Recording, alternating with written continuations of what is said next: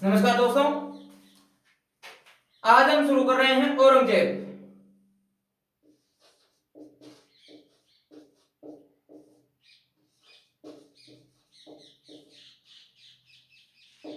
दोस्तों, औरंगजेब का जन्म हुआ था 3 नवंबर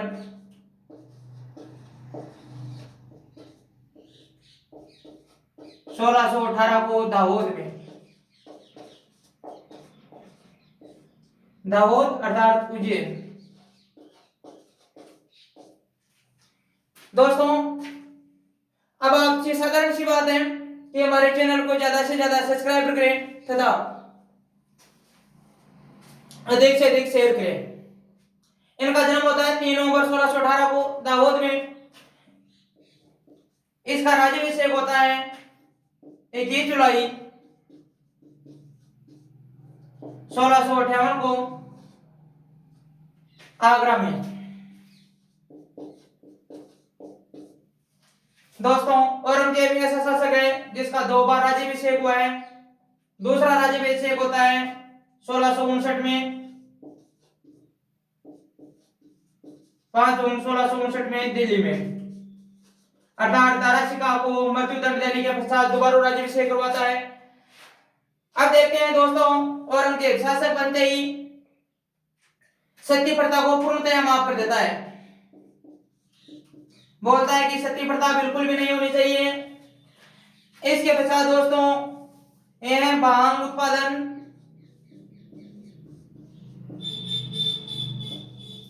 तथा जुआ उत्पादन, जुआ खेलना, होली व दीपावली,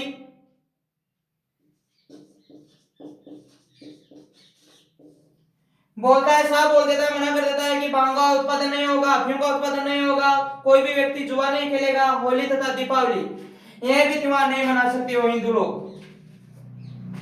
बिल्कुल साफ मना कर देता है। इसके पश्चात दोस्तों, इसने शुरुआती दौर में ही एक कर लगाया था 1665 में। हिंदू व्यापारियों पर से 5% लेता था तथा मुस्लिम व्यक्तियों से 2.5% लेता था।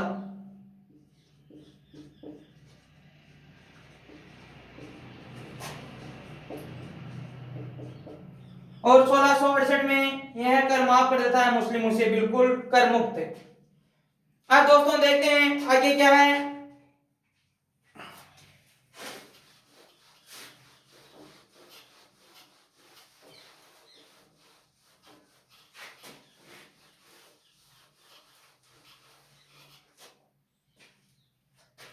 दोस्तों देखा जाए औरंगजेब का पूरा नाम क्या है। इस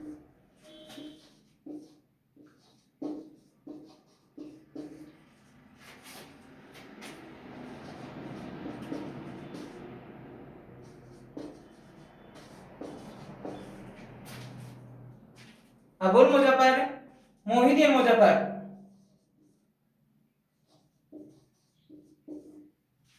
औरंगजेब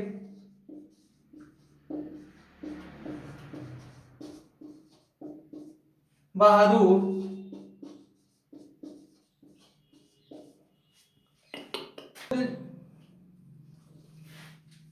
अबुल मुजफ्फर मोहिउद्दीन मुजफ्फर औरंगजेब बहादुर आलमगीर।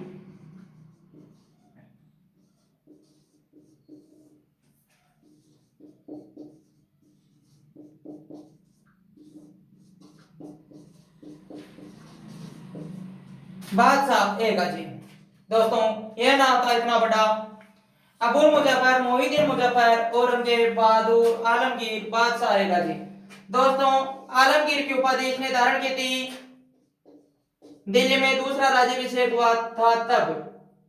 तथा बादशाह एक जी यह तो शुरुआती दौर अर्थात मुगलों से ही, बाबर से ही शुरू है दोस्तों। इसके पश्चात दोस्तों यह आगे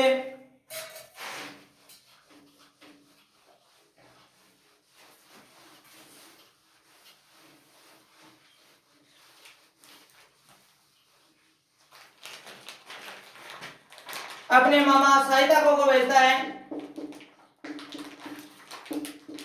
दक्षिण भारत। शाइस्ता का औरंगजेब का मामा था दोस्तों। इसको भेजता है और इसका मुख्य केंद्र था लाल महल। दोस्तों पूना का लाल महल। शाइस्ता का आराम से है और पूना के लाल महल में आराम से रह रहा है। इधर अचानक मराठा स्वराज शिवाजी। दोस्तों शिवाजी की तो एक ही नीति थी कि कैसे भी है हमारा राज्य का विस्तार करना चाह रहे थे।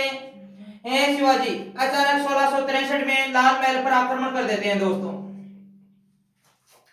1663 में आक्रमण किया। शाइस्ता का हाथ में आया। शाइस्ता का हाथ पकड़ा।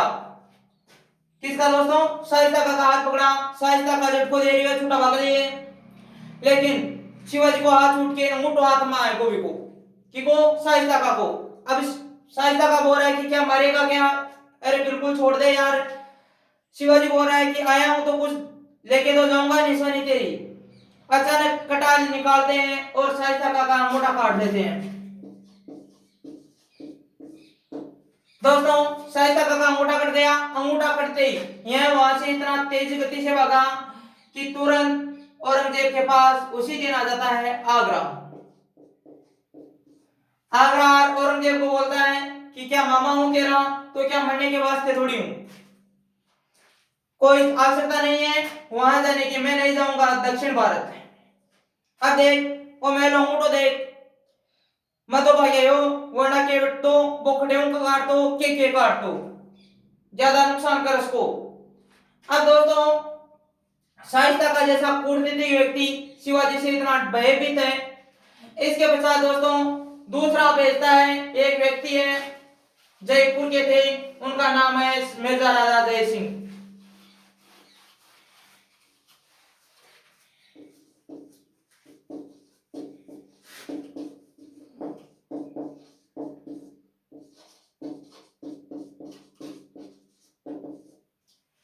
मिर्जा राजा जय सिंह यह चतुर व्यक्ति वह कूटनीतिज्ञ था। यह अपने अभियान को दिन में तो रोकता है, सदा रात को शुरू करता है। और इधर शिवाजी का इसी समय पुरंदर का किला था मुख्य के अंदर। पुरंदर के किले में रह रहे हैं शिवाजी। अचानक मिर्जा राजा जय सिंह आकर जनवरी महीने की बात है दोस्तों, जनवरी 1665 आकर घेराबंदी कर देता है। यह घेराबंदी 6 माह तक होती है दोस्तों। शिवाजी अचानक उठता है और देखता है सुबह बाहर मुगल पड़े हुए हैं। अब अंत में उपाय क्या है? 6 महीने तक इन्होंने घेराबंदी कर दी। यह अंत में लालायित होकर अर्थात शिवाजी मजबूर होकर एक संधि करता है। उस संधि को बोलते हैं पुरंदर की संधि।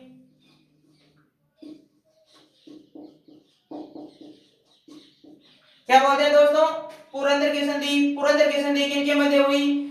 तब शिवाजी और मिर्जा राजा जय सिंह के मध्य, इनके मध्य होती है। यह संधि कब हुई दोस्तों? 11 जून 1665 को हुई। कई किताबों में लिखा है कि यह संधि 22 जून और कई किताबें तो 24 जून तक मानती हैं, 24 जून 1665 तक। लेकिन दोस्तों ऐसा देखा जाए तब प्रमाणित तिथि 11 जून ही मानी है। अब मिर्जा राजा जय सिंह बोलता है कि संधि में क्या क्या स्वीकार किया जाए। तब शिवाजी के पास में कुल 35 दुर्ग थे दोस्तों। उनमें से 23 दुर्ग अर्थात मुगलों के दिन हो गए जो चालाक खून वाले थे, अर्थात इनकी चालाक खून वार्षिक आय थी। जो 23 दुर्ग थे वो मुगल ले लेते हैं। इसके पश्चात इनका बेटा है संभाजी।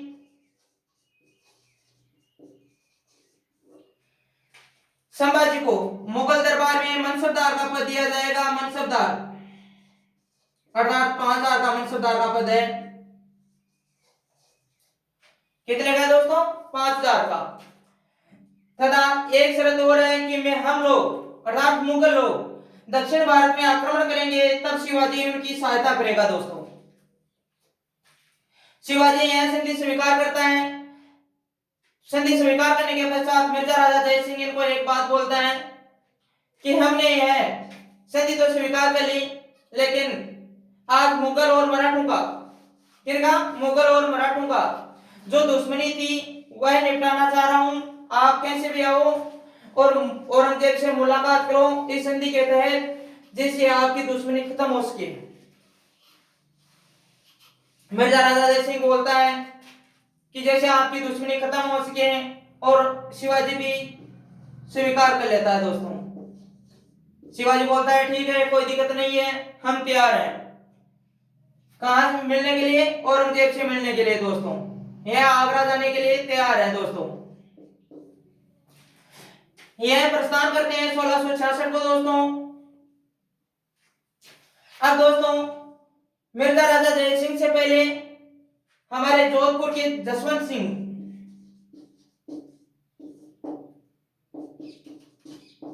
जसवंत सिंह को भेजा गया था शिवाजी के खिलाफ, जो हार कर आए थे।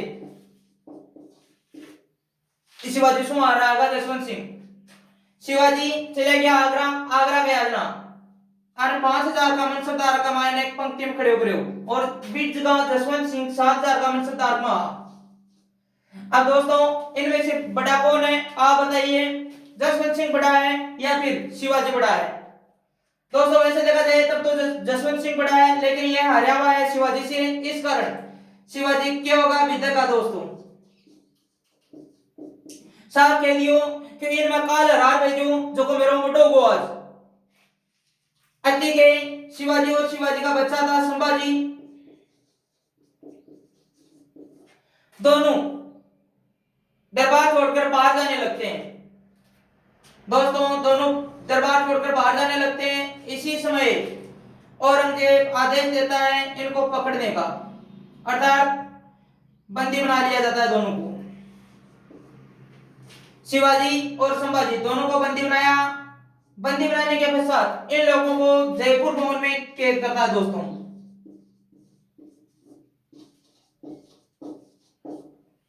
जयपुर भवन में कैद करता है तथा मिर्जा राजा जय सिंह का छोरा था, उसका नाम था राम सिंह, और उसकी देखरेख में इनको कैद करता है। अब दोस्तों मिर्जा राजा जय सिंह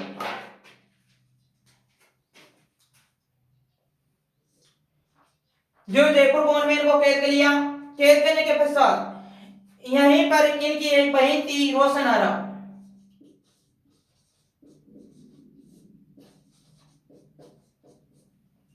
जो औरंगजेब की बहन थी रोशनारा, इसको यह कैद करके रखा हुआ था। किसको? और रोशनारा को भी उसी जयपुर भवन में कैद कर लिया था औरंगजेब के द्वारा। कैद करने के पश्चात इन दोनों की बैरक आमने सामने थी, अर्थात शिवाजी, शिवाजी का बच्चा संभाजी तथा रोशनारा बिल्कुल नजर मिल रही थी इन दोनों की। इसी समय शिवाजी इनसे प्रेम प्रसंग कर लेता है। क्या कर लेता है दोस्तों? प्रेम कर लेता है। वैसे देखा जाए दोस्तों, हम लोग नहीं तो मुगलों से पिछड़े और नहीं कोई विदेशी आक्रांता से। केवल हम लोगों को डर लगता है तो केवल दो ही चीजों का डर लगता है, और वह डर है गोरा रंग और शराब। इन दो ही के कारण हम लोग क्या हो जाते हैं? भयभीत हो जाते हैं। देख लो शिवाजी हार नहीं मानने वाला था, लेकिन रोशनारा के प्रेम करने के कारण क्या होता है आगे? शिवाजी इनसे प्रेम कर लेता है। इसी समय रोशनारा औरंगजेब को आदेश देती है कि मैं कैसे भी हो हिंदू धर्म स्वीकार करूंगी तथा शिवाजी के साथ में विवाह करूंगी। दोस्तों शिवाजी लगे कि अब आपने रोशनारा अपने गेल गेली चालसी, क्योंकि विवाह करेगी तैयार है। इसके लिए रोशनारा झांसा ले ली दोस्तों। अच्छी चौकी वाली सेटिंग करा दी है और रोशनारायण सगड़ो दबाव में लेके एक शिवाजी 6 महीने बाद में फरार हो जाते हैं दोस्तों। 6 महीने बाद में फरार हो जाते हैं संभाजी और शिवाजी दोनों। इसके पश्चात ये 1680 तक मुगलों को छकाते रहे, नहीं मुगलों के हाथ में और नहीं कोई अधीनता स्वीकार की दोस्तों।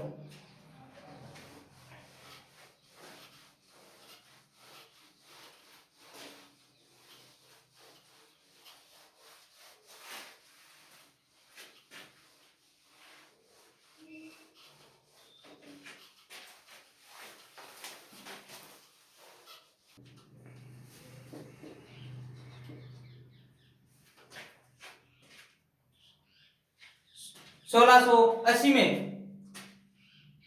शिवाजी का देहांत हो जाता है दोस्तों। इसके पश्चात इनका लड़का है जिसका नाम है, अर्थात शिवाजी का लड़का है जिसका नाम है संभाजी दोस्तों। संभाजी औरंगजेब को 1679 तक छकाते रहे। इसके पश्चात दोस्तों एक विद्रोह और आता है, वह दोस्तों है जाटों का विद्रोह है। संभाजी 1679 में खत्म हो जाते हैं। इसके पश्चात जाटों का विद्रोह आता है दोस्तों। औरंगजेब और औरंगजेब के खिलाफ जाटों का विद्रोह है दोस्तों। एक व्यक्ति था गोखला जाट और गोखला जाट विद्रोह कर देता है। गोखला जाट विद्रोह करता है। अब औरंगजेब जैसा व्यक्ति और यह एक जाट व्यक्ति गोखला जाट जो विद्रोह करता है, विद्रोह करता है। विद्रोह करते ही औरंगजेब इसको मृत्युदंड देता है दोस्तों। क्या देता है? मृत्युदंड। मृत्युदंड देने के पश्चात एक और आता है राजा राम जाट, गोखला जाट का ही पुत्र था।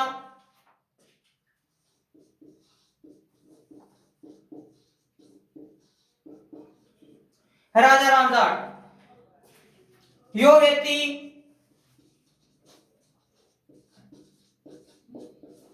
सिकंदरा से अकबर की अस्थियों को निकालता है।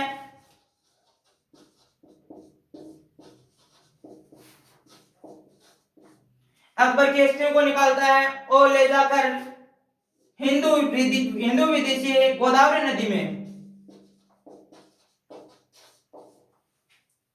अस्थि विसर्जन करवा देता है दोस्तों।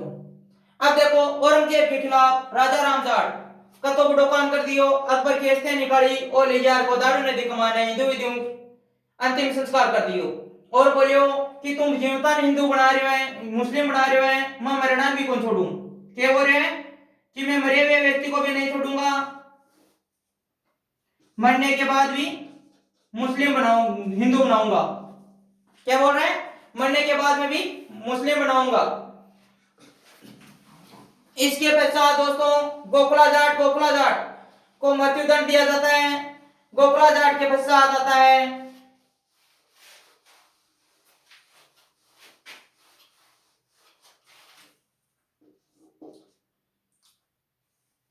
जाट नेता चूड़ामन।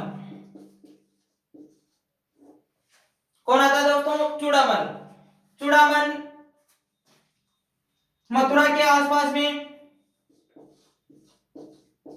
अर्थात आगरा के आसपास में एक भरतपुर रियासत की निर्माण कर देता है दोस्तों 1704 में। चूड़ामन बिल्कुल बेफिक्र होकर बोलता है कि जो चाहिए औरंगजेब वो कर ले, मैं भरतपुर राज्य की नींव डाल रहा हूं 1704 में। दोस्तों इसके पश्चात आता है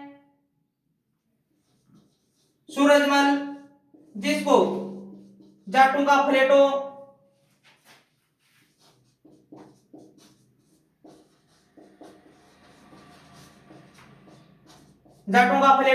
या जाटों का अफलातून कहा जाता है। दोस्तों चूड़ामन के बाद में बदन सिंह आया था। बदन सिंह के बाद में आता है सूरजमल। यह जाट विद्रोह है औरंगजेब की मृत्यु तक वैसे ही जारी रहता है। औरंगजेब की मृत्यु हुई थी 3 मार्च 1707 को। 1707 तक जाटों का विद्रोह जारी रहता है। और इसी समय आगे आता है सिखों का विद्रोह दोस्तों।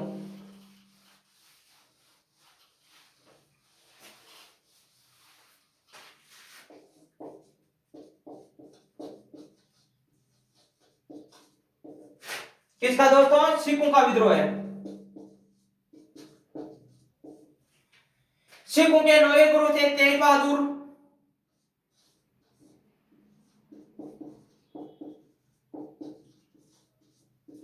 तेग बहादुर पर दबाव बनाया जाता है कि तेरे को किसी भी हालात में मुस्लिम धर्म स्वीकार करना पड़ेगा।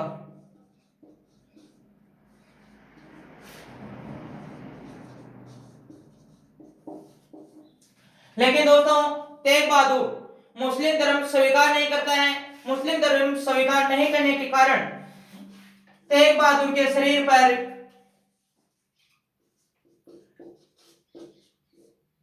ब्लेड से कुरान की आयतें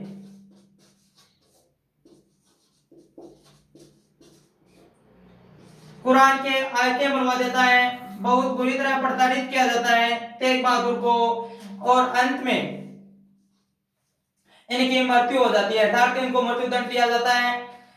इनका दिल्ली के अंदर एक जहां पर मृत्यु दंड दिया गया था वहां बना हुआ है शीशगंज। शीशगंज बना हुआ है दिल्ली में। इसके पश्चात सिखों का 10वां गुरु गुरु गोविंद सिंह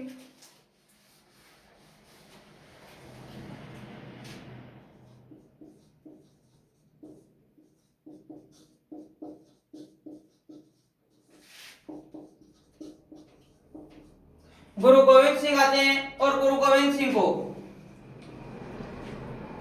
ये परेशान होते हैं कि तेग बहादुर के साथ में इतना अपमान किया गया है, उनके शरीर पर कुरान की आयतें खुदवा दी गई हैं। इस कारण गुरु गोविंद सिंह सिखों को एक लड़ाकू जाति में परिवर्तन कर देता है दोस्तों। क्या बोलता है? लड़ाकू जाति में परिवर्तन कर देता है, अर्थात किसी भी समय वो परेशान करना है केवल मुगलों को। इसके पश्चात औरंगजेब गुरु गोविंद सिंह के पास में आता है और बोलता है कि मैं तेरे को परेशान नहीं कर रहा हूं, लेकिन मेरा पुत्र है मुजम, इसको मैं दक्षिण भारत भेजूंगा। कहां भेज रहा है दोस्तों? दक्षिण भारत। और उसकी सहायता तेरे को किसी भी हालात में करनी पड़ेगी। तब गुरु गोविंद सिंह बोलता है कि चलो कोई बात नहीं है, परेशान नहीं करोगे तो मैं सहायता कर दूंगा। और गुरु गोविंद सिंह मुइज्जम की सहायता करने के लिए दक्षिण भारत चले जाते हैं दोस्तों। कहां चले जाते हैं? दक्षिण भारत। जो ये दक्षिण भारत के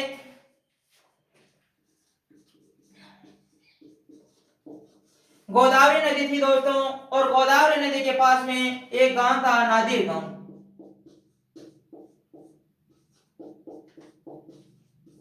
क्या नाम है दोस्तों? गोदावरी नदी, नादिर गांव। और नादिर गांव गोदावरी नदी के पास में ही गुरु गोविंद सिंह रह रहे हैं। अचानक एक व्यक्ति आता है और उसका नाम है गुल खां पठान दोस्तों। यह आता है और गुरु गोविंद सिंह के पीठ में छुरा घोंप देता है दोस्तों।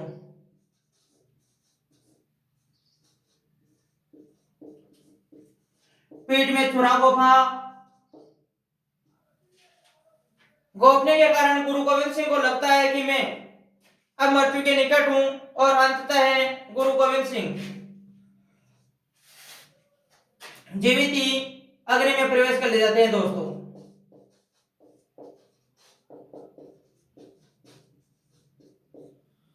जीवित ही अग्नि में प्रवेश कर जाते हैं। इसके पश्चात दोस्तों सिखों का विद्रोह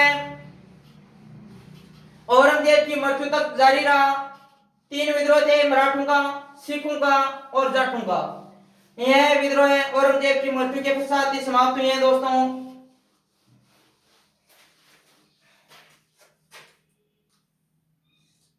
औरंगजेब दक्षिण भारत में था, तब इसकी पत्नी थी रबिया दुरानी।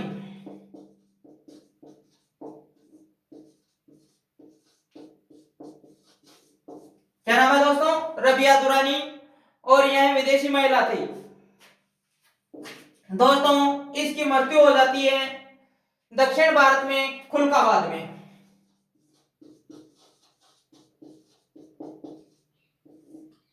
जो ही इसकी मृत्यु हुई तब औरंगजेब ने सोचा कि मेरे पिताजी, किसके पिताजी, मेरे पिताजी अर्थात शाहजहां,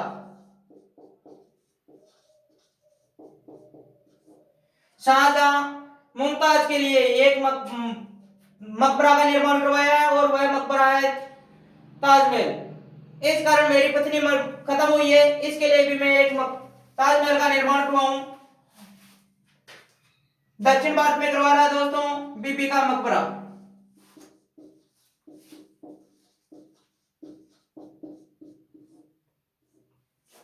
बीबी का मकबरा बनाता है ताजमहल की तरह कि कैसे भी हो दुनिया में ताजमहल एक है, उसी का उसी मिलता जुलता बनाता है बीबी का मकबरा। यह ताजमहल की पूर्ण नकल थी दोस्तों।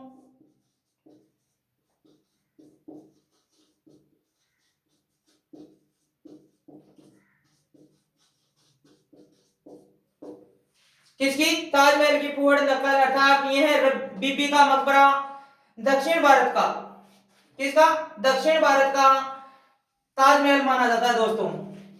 किसका, दक्षिण भारत का ताजमहल माना जाता है दोस्तों। इसके पश्चात दोस्तों हम चलते हैं आगे।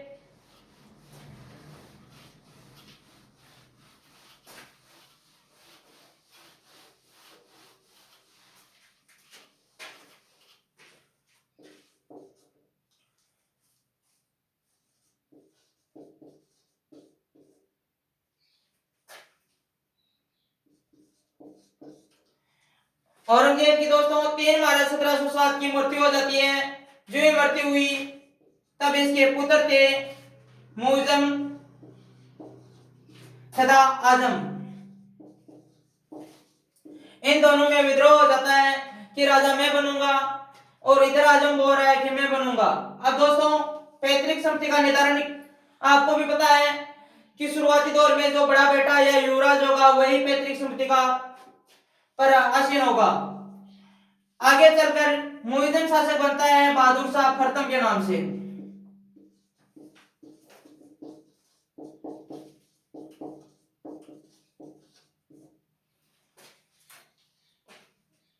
दोस्तों औरंगजेब की मृत्यु हो जाती है, मुइज्जम शासक बनता है बहादुर शाह के नाम से। धन्यवाद दोस्तों।